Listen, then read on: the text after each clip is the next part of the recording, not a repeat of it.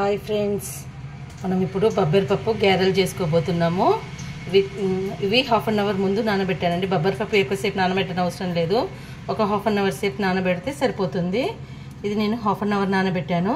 దీంట్లో ఏమేమి వేసుకోవాలో నేను ఇప్పుడు చూపిస్తాను. మిక్సీ జార్లోకి ఒక 10 గల పచ్చిమిర్చి తీసుకోవాలండి. 10 నుంచి 15 తీసుకోవాలి. నేను హాఫ్ కేజీ పప్పు తీసుకున్నాను కాబట్టి 10 నుంచి 15 తీసుకున్నాను. తర్వాత ఈ పప్పు అందులో వేసుకొని మిక్సీ చేసుకొని నేను చూపిస్తాను మీకు ఎలా చేయాలో.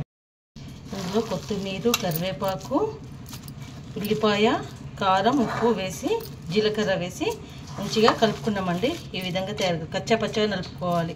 మెత్తగా రుబ్బుకోవద్దు, పిండిని కచ్చా పచ్చగా నలుపుకోవాలి. చూడండి, ఇలా గ్యారెలు వేసుకోవాలి.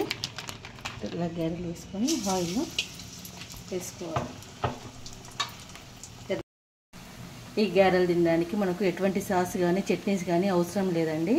మనకు ఇవి ఈజీగా ఉల్లిపాయతో కొంచెం ఆనియన్ నిమ్మకాయతో తినేయచ్చు. ఈవినింగ్ స్నాక్స్ లాగా వర్షం పడుతుంటే చాలా బాగుంటాయి. హెల్దీ రెసిపీ ఇది. వేడి వేడి గ్యారెలు మీరు కూడా మీ ఇంట్లో తయారు చేసుకొని ఎలా ఉందో కామెంట్ చేయండి. నా ఛానల్ నచ్చితే నా ఛానల్కి లైక్, షేర్ అండ్ సబ్స్క్రైబ్.